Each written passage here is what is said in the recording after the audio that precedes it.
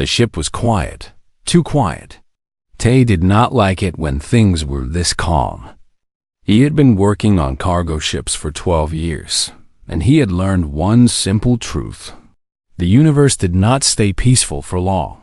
He walked through the cargo hold of the Starbound Meridian, checking the straps on the supply crates. The hold was massive. Rows of metal containers stretched from one end to the other. Each one was filled with medical supplies, food, and equipment for Valori homeworld. It was an important delivery. The Valori had been good partners to humanity for the past 50 years. They shared technology. They shared knowledge. And now, humans shared their cargo ships. Tay stopped and looked at his hands. They were rough and scarred from years of hard work. He was not a soldier. He was not a hero. He was just a cargo engineer who knew how to fix things and keep a ship running. That was enough for him. The door behind him opened with a soft hiss. Hana walked in, carrying a small medical kit. She was the ship's medic, a woman in her late 20s with sharp eyes and a calm voice. Tay liked working with her. She never panicked, even when things went wrong. "Everything secure?" she asked. Tay nodded. "All good. We should reach the Valori system in about 6 hours." Hana smiled. "Good. The Valori medical team is waiting for these supplies. They said there was some kind of outbreak on one of their colony moons. Nothing serious, but they need the medicine fast." Tay looked at her. "You ever worked with Valori before?" "A few times," Hana said. "They are interesting, very smart, very careful, but also very fragile. Their bodies are not like ours. They cannot handle much physical stress." Tay had seen Valori before. They were tall and thin, with long limbs and smooth skin that looked like polished glass. Their eyes were large and dark, and they moved with a strange grace that made them seem almost like ghosts. They were beautiful in their own way, but Tay knew they were also weak. A fall that would bruise a human could kill a Valori. The ship shook. It was a small vibration, barely noticeable. But Tay felt it. He had spent too many years on ships to ignore something like that. "Did you feel that?" he asked. Hana frowned. "Feel what?"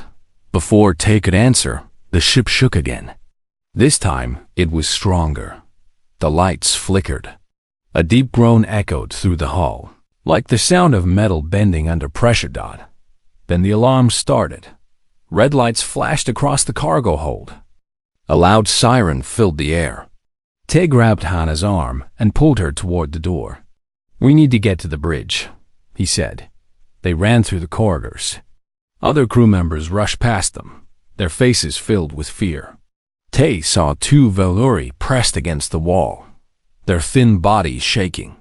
One of them made a clicking sound, the Valori language of distress. Tay wanted to stop and help them, but there was no time. They reached the bridge. Wu was at the controls, his hands moving fast across the console. He was the ship's pilot, a man in his 40s with gray hair and tired eyes. He had been flying ships since before Tay was born. "What happened?" Tay demanded. Wu did not look up. "Dabber Field, uncharted. We flew right into it. The hull is breached in 3 places. Emergency systems are failing." Tay looked at the main screen. He could see the debris outside, chunks of rock and metal spinning through space. And beyond the debris, he could see a small moon. It was gray and barren, covered in craters and dust. "Can we make it to that moon?" Tay asked. Wu shook his head. "We are already falling toward it. I cannot control the descent. All I can do is try to slow us down."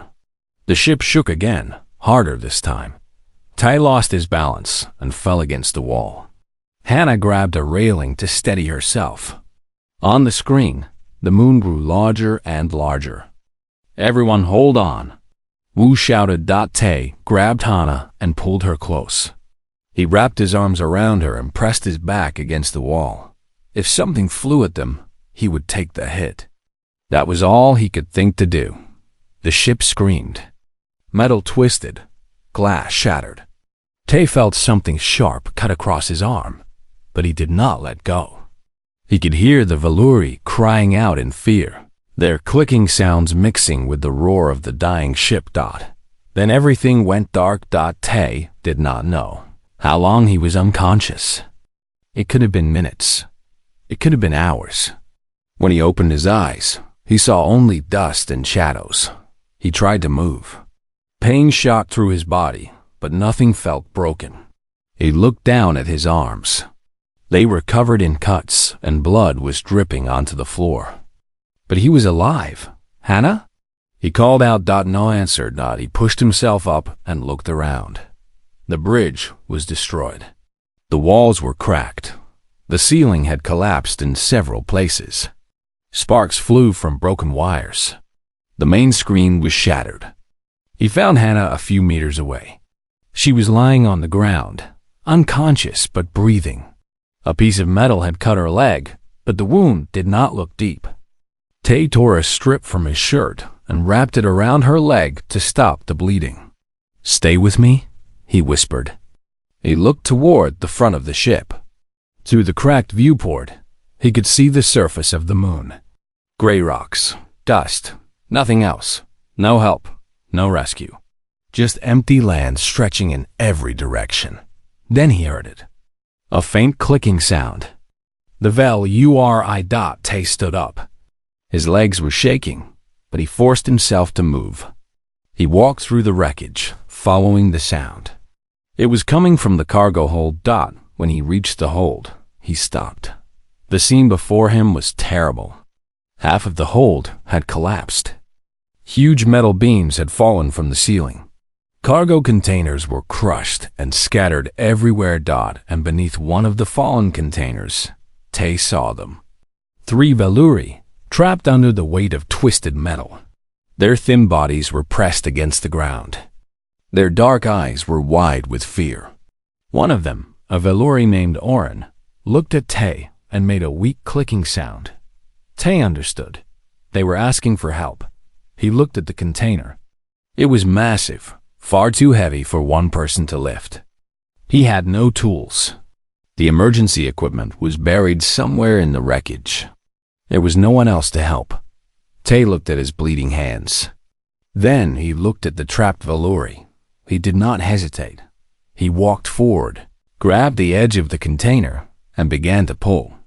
The metal was cold against his fingers.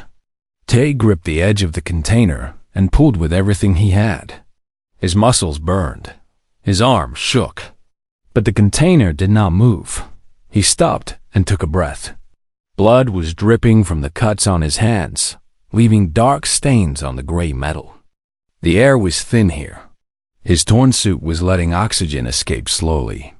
He did not have much time, and neither did the Valuri trapped beneath the wreckage. Oren made another clicking sound. It was weaker than before. The Valuri's large dark eyes looked up at Tay with something that might have been hope or might have been fear. Tay could not tell the difference. "I'm going to get you out," Tay said. His voice was rough. "Just hold on." He looked around the destroyed cargo hold. There had to be something he could use. A lever, a bar, anything. But the emergency tools were buried under tons of debris. He could see the red handle of the toolkit sticking out from beneath a collapsed beam, but there was no way to reach it. Tay turned back to the container. He would have to do this the hard way. He positioned himself differently this time. He bent his knees, lowered his body, and placed both hands under the edge of the container. The metal cut into his palms, but he ignored the pain. He had felt worse before. A cargo accident 3 years ago had broken 2 of his ribs. He had worked through that pain. He would work through this too. He pushed upward. Every muscle in his body screamed. The container shifted slightly, just a few centimeters. But it was not enough. Tay let out a cry of frustration and pushed harder. Something in his shoulder popped. A sharp pain shot down his arm. He did not stop. He kept pushing until the container lifted just enough for one of the Valuri to crawl out. It was a female Valuri, her name unknown to Tay. She was small, even by Valuri standards, and her left arm hung at a strange angle. Broken, probably. She crawled away from the container and collapsed on the ground, her breath coming in short, rapid gasps. 2 more. Tay had to free 2 more. He adjusted his grip and pushed again. This time, blood ran freely down his arms. The metal edges had torn his skin open. He could feel the warm liquid dripping off his elbows. But he did not let go. Aaron was watching him. The Valuri coordinator's eyes were wide with something Tay had never seen before in an alien face. It looked like disbelief. Like shock. Like the Valuri could not understand what he was seeing. How? Aaron whispered in broken human language. How you do this? Tay did not answer. He did not have the breath to speak. All he could do was keep pushing. The container lifted higher. Another Valuri crawled out, this one a male with cracks running along his smooth skin. He was injured badly, but he was alive. He pulled himself away from the wreckage and lay still, his chest rising and falling in quick movements. 1 more. Just 1 more. Tay's vision was starting to blur. The blood loss was getting to him. His arms felt like they were made of fire. Every part of his body was telling him to stop, to let go, to rest. But he could not. Not yet. He thought about his father.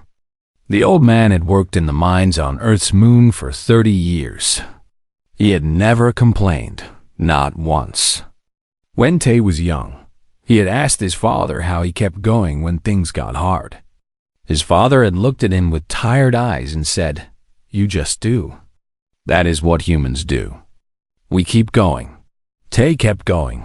With one final push, he lifted the container high enough for Aaron to escape. The Valuri coordinator dragged himself out from under the metal, his thin body covered in dust and small wounds. As soon as he was clear, Tay let go. The container crashed back down with a deafening sound. Tay fell to his knees. His hands were destroyed, the skin torn and bleeding from a dozen cuts. His shoulder throbbed with pain.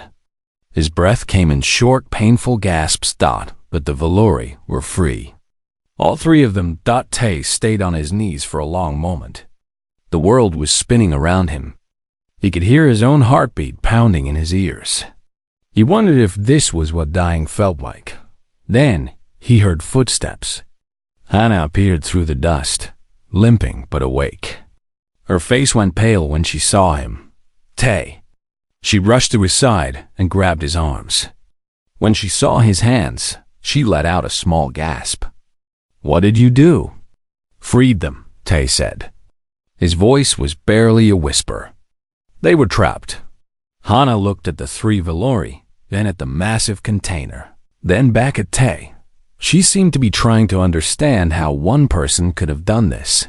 "You lifted that?" she asked. "By yourself?" Tay nodded. It hurt to move his head. Hannah did not say anything else. She was a medic. She knew what this kind of effort did to the human body. She knew that Tay should not have been able to do what he just did. But she also knew that there was something different about humans. Something that other species did not have done. She started treating his wounds. She did not have much equipment, just the small kit she always carried.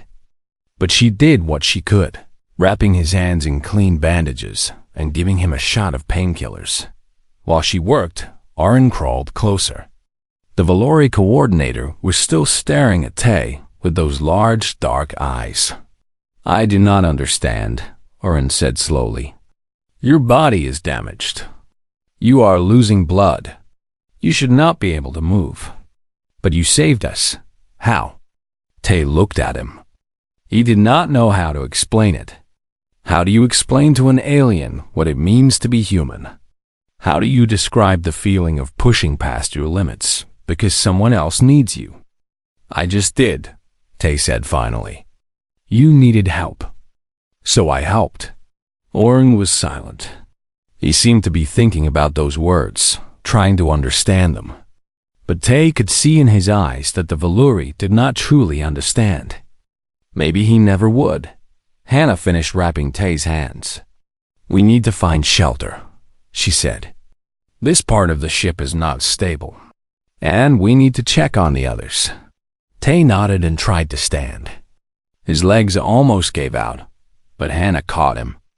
Together, they started walking through the wreckage, with the 3 injured Valuri following slowly behind. The ship was destroyed. Most of the corridors were blocked by debris. They found 2 more human crew members, both alive but injured. They also found Wu, the pilot. He was unconscious, with a deep cut on his head, but he was breathing. They gathered in a small section of the ship that was still intact. It was not much, just a storage room with some emergency supplies. But it was something. Tay sat against the wall and closed his eyes. His whole body was aching. He could feel the bandages on his hands already soaking through with blood. He was exhausted in a way he had never felt before. Then he heard a sound. A low humming, coming from outside. Hannah heard it too. She went to the small window and looked out. Her eyes widened. "Tay," she said, "there is a ship coming." Tay forced himself to stand. He walked to the window and looked out. Through the dust cloud, he could see lights. A ship was descending toward the crash site. It was a Valori design, smooth and elegant, with the symbol of the emergency response unit on its side. Help had arrived, but Tay did not feel relief. He felt something else. A strange sense that something was about to change. Something big. He watched the ship land and waited for what would come next. The Valuri relief ship landed softly on the gray surface of the moon. Dust rose around it, creating a cloud that slowly drifted away in the thin air. The engines hummed for a moment, then went silent. Commander Paul stood at the front of the relief team. He was tall for a Valori, with smooth gray skin and eyes that were darker than most. He had been leading emergency response missions for 20 years. He had seen many crash sites. He had seen many dead bodies. He thought he knew what to expect. He was wrong. The back door of the ship opened, and the relief team stepped out. There were 12 of them, all Valori, all trained for rescue operations. They carried medical equipment, cutting tools, and body bags. Paul hoped they would not need the body bags, but experience told him otherwise. Kessa was among the team. She was young, only in her first year as a medical officer. This was her 3rd rescue mission. She was nervous, but she tried not to show it. She followed Commander Paul toward the wreckage of the Starbound Meridian. The crash site was terrible. The ship had broken apart on impact, leaving pieces scattered across the rocky ground. Smoke rose from several spots. Sparks flew from exposed wires.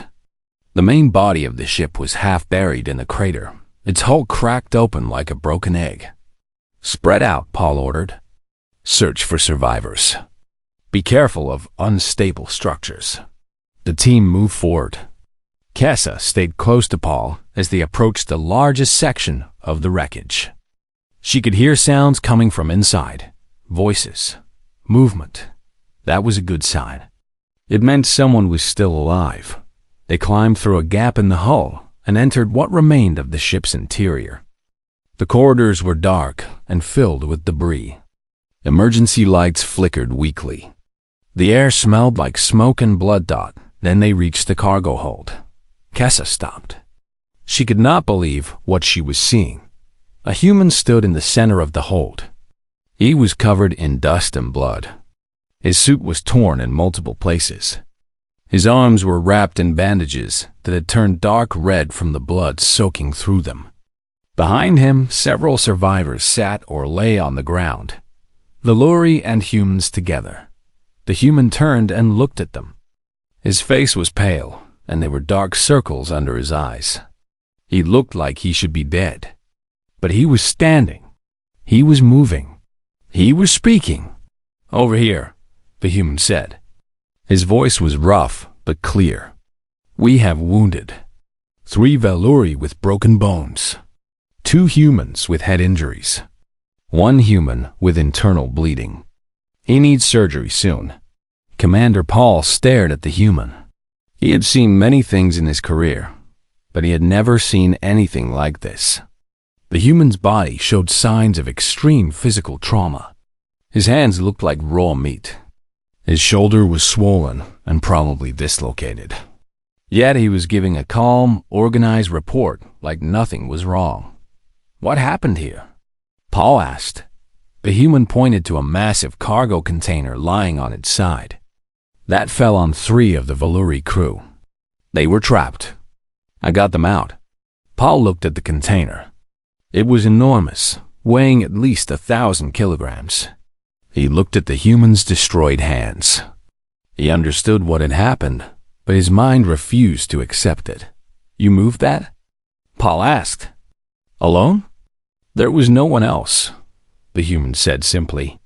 They needed help. Kessa felt her legs go weak. She had studied humans in her medical training. She knew they were stronger than Valuri, more resistant to damage. But this was beyond anything she had learned. This was impossible. She stepped forward and raised her scanner. She pointed it at the human and watched the readings appear on the screen. Heart rate, 142 beats per minute. Far above normal. Body temperature, 39.2 degrees. A dangerous fever. Blood pressure, dropping steadily. Signs of significant blood loss. Muscle damage, severe.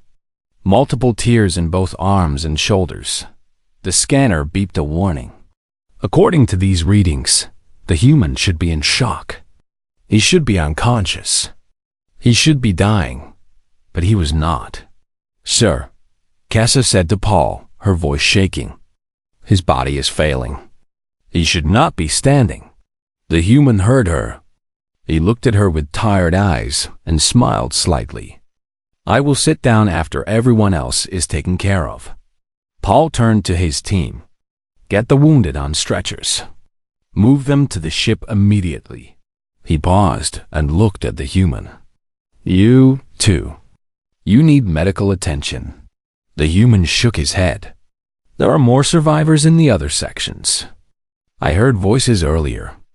Someone should check. One of the Valuri relief workers made a clicking sound of distress. He took several steps backward, his thin body trembling. Another worker dropped her medical kit and ran back toward the relief ship. Paul watched them go. He understood their fear. He felt it himself.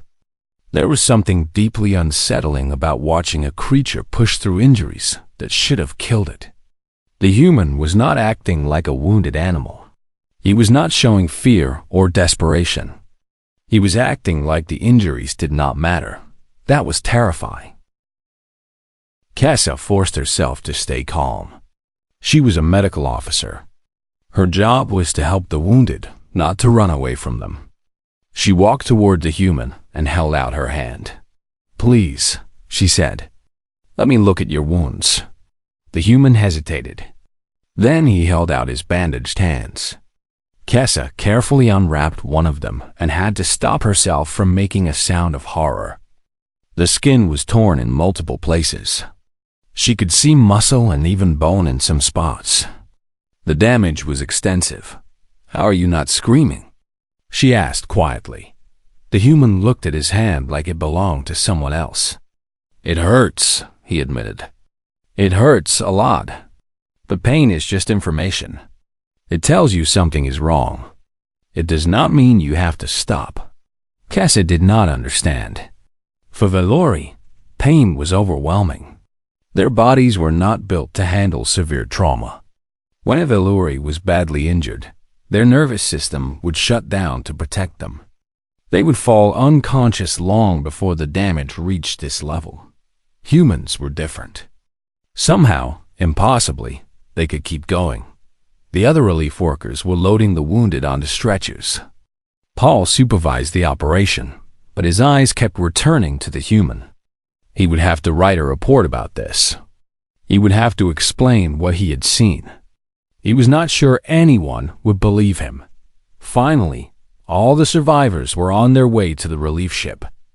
The human was the last to leave. He walked on his own, refusing the stretcher that Kessa offered him. He was limping badly, and his breathing was rough, but he kept moving. As they stepped out of the wreckage, Paul stopped him. "What is your name?" Paul asked. "Tay," the human said. Paul nodded slowly. "Tay, I have commanded many rescue missions. I have seen many survivors, but I have never seen anyone do what you did today." Tay looked at him. His eyes were tired, but there was something hard in them, something unbreakable. "I did what had to be done," Tay said. "That is all." He walked past Paul and continued toward the relief ship. Kessa watched him go, her mind full of questions she did not know how to ask. Later, aboard the ship, she would check on him again. She would ask him how he was still standing, and he would give her an answer that she would remember for the rest of her life. But for now, she could only watch the human walk away and wonder what kind of species could produce a creature like this. Hannah opened her eyes slowly. White light filled her vision. She blinked several times until the world came into focus. She was lying in a bed, surrounded by smooth walls and strange equipment. Everything looked clean and precise. Everything looked Valori. She tried to sit up, but pain shot through her leg. She looked down and saw thick bandages wrapped around her thigh. The wound from the crash. She remembered now. The ship, the impact. Tay wrapping something around her leg to stop the bleeding. Tay. She looked around the medical bay. There were other beds, some occupied by Valori patients, others by the human crew members from the Starbound Meridian. She saw Wu in a bed across the room. His head was bandaged, but his eyes were open. He was alive. A Valori nurse noticed that she was awake and walked over. The nurse was small and delicate, with skin that shimmered like polished silver. She made a soft clicking sound, then switched to human language. "You are awake. That is good. How do you feel?" "Confused," Hannah admitted. "Where am I? Where's Tay?" The nurse hesitated. "You are on the Valori medical frigate Calm Passage. We are in orbit above Tesek 4. The human called Tay is in the intensive care unit." Hannah felt her heart tighten. "Is he okay?" The nurse was silent for a moment. "He is alive. His injuries were severe. He required surgery on both hands and his left shoulder. He lost a lot of blood." She paused. "Our doctors were surprised that he survived. They were even more surprised that he was conscious when the relief team found him." Hannah nodded. She understood. She had seen what Tay did at the crash site. She had seen his destroyed hands. She had wondered the same thing herself. How was he still standing? "Can I see him?" she asked. The nurse looked uncertain. "I will check with the medical team. Please rest for now." She walked away, leaving Hannah alone with her thoughts. Hannah lay back against the pillow and stared at the ceiling. She thought about everything that had happened. The crash. The chaos. Tay refusing to give up even when his body was falling apart. She had known him for 2 years. They had worked together on several cargo runs. He was quiet, hard-working, and reliable. She had never seen him complain, not even when things went wrong. But she had also never seen him like this. She had never seen the full extent of what he was capable of. 2 hours later, the nurse returned and told Hannah she could visit Tay. Hannah got out of bed carefully, using a support frame to help her walk. Her leg hurt with every step, but she kept going. The intensive care unit was at the end of a long corridor. Hannah walked slowly, passing Valori doctors and nurses who looked at her with curious eyes. She was used to being stared at. Humans were still a strange sight to many alien species. But there was something different in their expressions today. Something like wonder. Or fear. She reached the ICU and stepped inside. Tay was lying in a bed near the window. His arms were covered in thick bandages that went from his fingers to his elbows. His left shoulder was wrapped in a support brace. Tubes connected him to various machines that monitored his vital signs, but his eyes were open. And when he saw Hannah, he smiled. "Hey," he said. His voice was weak but steady. "You look terrible." Hannah laughed despite herself. "You should see a mirror." She sat down in a chair next to his bed. For a moment, neither of them spoke. They just looked at each other. Two survivors of something impossible. "The doctor said you should not be alive," Hannah finally said. "They said the blood loss alone should have killed you." Tay shrugged with his good shoulder. "I have always been stubborn." Hannah shook her head. "That is not stubbornness, Tay. What you did back there. I have never seen anything like it. You lifted a cargo container with your bare hands. You tore your own body apart to save those Valuri." Tay looked down at his bandaged hands. "They were trapped. I could not just leave them." "Most people would have," Hannah said quietly. "Most people would have looked at that container and said it was impossible. But you did not even hesitate." Tay was silent for a long moment. When he spoke again, his voice was soft. "When I was young, my father told me something. He said that every person has a moment when they find out who they really are. Not who they think they are, not who they want to be, but who they truly are when everything else is stripped away." He paused.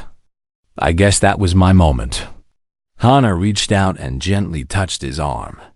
"And who are you, Tay?" He looked at her. Someone who does not quit. Meanwhile, outside the medical frigate, something was happening. The footage from the relief team's body cameras had been uploaded to the Valuri network.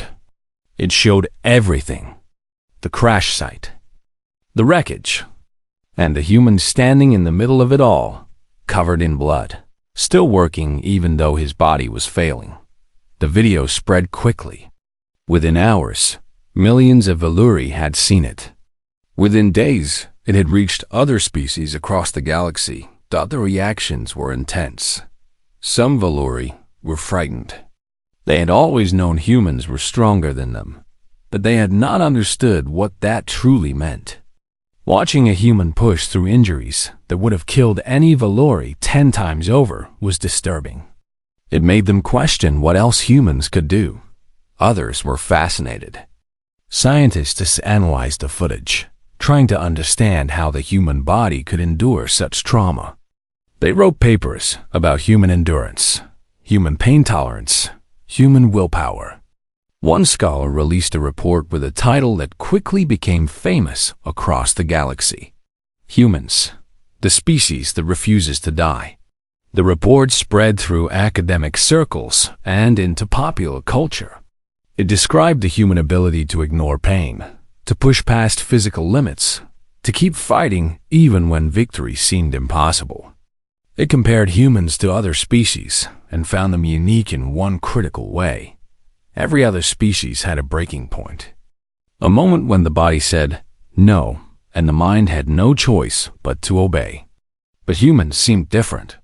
For humans, the body's limits were just suggestions. They could be ignored, pushed past, overcome through sheer force of will. Kessa read the report in her quarters on the calm passage. She had not stopped thinking about Tay since the rescue. She had never met anyone like him. She had never imagined anyone like him could exist. She went to visit Hannah in the recovery ward. The human medic was sitting up in bed, eating something from a bowl. She looked tired but healthy. "Can I ask you something?" Kessa said. Hannah nodded. "Of course." Kessa sat down. "How do humans do it? How do you keep going when your bodies are failing? We Valuri cannot understand it. When we are hurt, our bodies shut down. We have no choice. But your friend, he kept moving even when he should have been dead." "How?" Hannah thought for a moment. "I am not sure I can explain it," she said slowly. I think it is because we care about something more than ourselves. When someone we love is in danger, or when someone needs our help, our own pain stops mattering. We can push it aside and focus on what needs to be done. But the pain is still there, Kessa said. The damage is still real. Yes, Hannah agreed. And we pay for it later. But in that moment, when it matters most, we can choose to keep going. That is what makes us human. Kessa was quiet. She thought about those words for a long time. 3 days later, Commander Paul requested a private meeting with Tay. The human was recovering well. His hands were healing, though the doctor said he would have scars for the rest of his life. He walked into Paul's office slowly, still moving carefully because of his injuries. Paul stood up and gestured to a chair. "Please sit down." Tay sat. He looked at the Vellery commander with calm, steady eyes. "I have been thinking about what I saw at the crash site," Paul said. "I have been thinking about what it means. I have a proposal for you." Tay raised an eyebrow. "I am listening." 6 months had passed since the crash on Tesek 4. The universe had kept turning. Ships traveled between stars. Species traded and talked, and sometimes fought. Life went on as it always did. But something had changed. On the space station called Horizon's Edge, a new building stood at the center of the main plaza. It was large and modern, with smooth walls that combined Vellery elegance with human practicality. Above the entrance, a sign displayed words in 12 different languages. Vellery Human Joint Response Academy. Tay stood at the front of a large training room inside the academy. He was wearing a simple gray uniform with no decorations. His hands bore thick scars that ran from his fingers to his wrists. He did not hide them. He wore them openly, like badges of honor. Before him sat 40 recruits. Some were Vellery, thin and graceful, watching him with large, curious eyes. Some were humans, young and eager, sitting with the casual confidence that humans always seem to have. And some were from other species, races that had heard the stories about the human who refused to die and wanted to learn what that meant. This was the first class of the academy. Tay was their first instructor. He looked at them in silence for a long moment. Then he began to speak. "I am not going to tell you that you are special," he said. His voice was calm, but carried through the room. "I am not going to tell you that you are heroes. I am going to tell you the truth. You are here because you want to help others. That is good. But wanting to help is not enough. You need to be able to help when everything is falling apart." He started walking slowly across the front of the room. His movement was careful, his body still carrying the memory of old injuries. There will be moments in your career when your body tells you to stop. Your lungs will burn. Your muscles will scream. Every part of you will say that you have done enough, that you cannot do any more. He stopped and looked at the recruits. That is when you decide what kind of person you are. A young Vellery raised a thin hand. How do you push past that point? Our bodies have limits. We cannot simply ignore them. Tay nodded. You are right. Every body has limits. But limits are not walls. They are more like doors. Most people reach a door and stop. They think there is nothing on the other side. But there is. There is always more. You just have to be willing to open the door and step through. The Vellery looked uncertain. Tay understood. For Vellery, the concept was difficult to accept. Their bodies shut down automatically when they reached their limits. They had never learned to push past them because they had never needed to. I am not saying you need to destroy yourselves, Tay continued. I am saying you need to understand that you are stronger than you think. All of you. When someone needs your help, you will find strength you did not know you had. That is true for humans. It is true for Vellery. It is true for every species in this room. He walked to a table at the side of the room and picked up a small metal disc. He held it up so everyone could see. This is a cum badge from the Starbound Meridian, the ship that crashed on Tesic 4 6 months ago. I was on that ship. 3 Valuri crew members were trapped under a cargo container. I had no tools, no help, nothing but my hands. He looked at his scarred fingers. I freed them anyway, not because I am special, not because I am stronger than other humans, but because they needed help, and I was the only one who could give it. The room was silent. Every recruit was staring at him with wide eyes. That is what I am going to teach you, Tay said. Not how to be strong, how to be useful. How to keep thinking when everything is chaos. How to keep moving when your body wants to quit. Because one day, someone will need you. And you need to be ready. He set down the cum badge and turned to face the class. Any questions? A human recruit near the back raised her hand. What happened to the Valori you saved? Tay smiled. Oren is now the head of Valori Human Cultural Exchange. He sends me messages every week, asking how the Academy is doing. The other 2 are working on a medical research project studying human endurance. His smile faded slightly. They're still trying to understand how I did what I did. I'm not sure they ever will. The recruit nodded slowly. And the others from the crash? The human crew? Wu retired, Tay said. He said he was too old for space travel after that. Hannah is here, actually. She runs the medical training division. You will meet her tomorrow. As if on cue, the door at the back of the room opened. Hannah walked in, carrying a stack of training materials. She was wearing the same gray uniform as Tay, and she moved with the confident grace of someone who had faced death and won.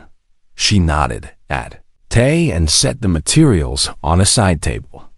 Then she turned to the recruits. Welcome to the Academy, she said. I am Hana. I will be teaching you how to treat injuries across multiple species, how to stay calm in emergency situations, and how to work with alien physiology that might be very different from your own. She paused and looked at the Valori recruits. I will also be teaching you about humans, our strengths, our weaknesses, and why you should never be surprised when we do something impossible. A Valori recruit made a soft clicking sound, the Valori equivalent of nervous laughter. Is it true that humans can survive injuries that would kill us immediately? Hannah nodded. It is true. Human bodies are very different from Valori bodies. We can lose significant amounts of blood and keep functioning. We can sustain major injuries and remain conscious. We can push through pain that would cause Valori to shut down. She glanced at Tay. My colleague here is a good example. By all medical standards, he should have died at that crash site.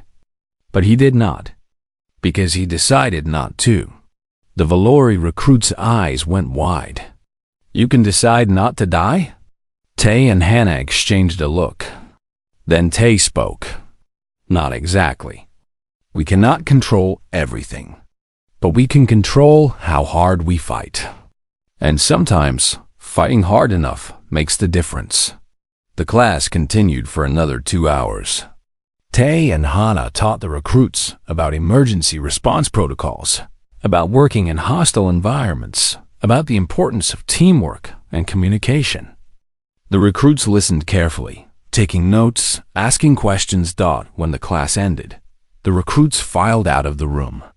Tay watched them go. He felt something strange in his chest. Pride, maybe. Or hope. Hannah walked over to stand beside him. You did well, she said. They were hanging on every word. Tay shrugged. I just told them the truth. That is what makes you a good teacher. Hannah put a hand on his shoulder. You know, when Commander Paul first proposed this academy, I thought it was crazy. Humans and Valuri training together, learning from each other? It seemed impossible. A lot of things seem impossible, Tay said, until someone does them. Hannah smiled. That sounds like something you would say. They stood in silence for a moment, looking out the window at the stars beyond the station. The universe was vast and dark and full of dangers. But it was also full of people who needed help. And now, there would be more people ready to give it. A week later, the first joint mission was launched. A Valori human team responded to a mining accident on a distant asteroid. The team worked together perfectly, each species using their strengths to help the other. The mission was a success. All survivors were rescued. More missions followed. More successes. The academy grew. More recruits arrived from across the galaxy. Species that had never worked closely together before learned to trust each other. And at the center of it all was the story of the human who cleared a crash site barehanded and refused to die. The phrase that Tay had used in his lecture spread through the galaxy. It became a saying, something people said when they faced impossible odds. Do it like the humans do.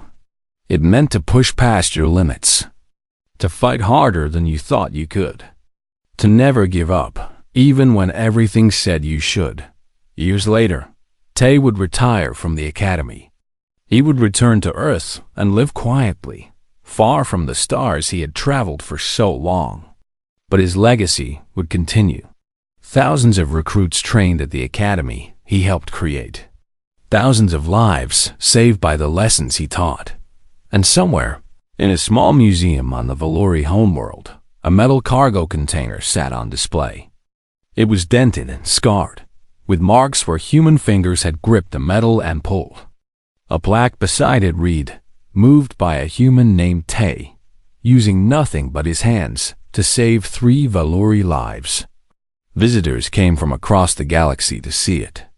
They stared at the container and tried to imagine what it would take to move something so heavy with nothing but bare hands and determination. Most of them could not imagine it, but that was okay, because somewhere out there, new humans were being born. New Valori were learning about their strange, stubborn partners. And the story was being passed on, generation to generation. The story of the species that refused to die. The story of what humans are.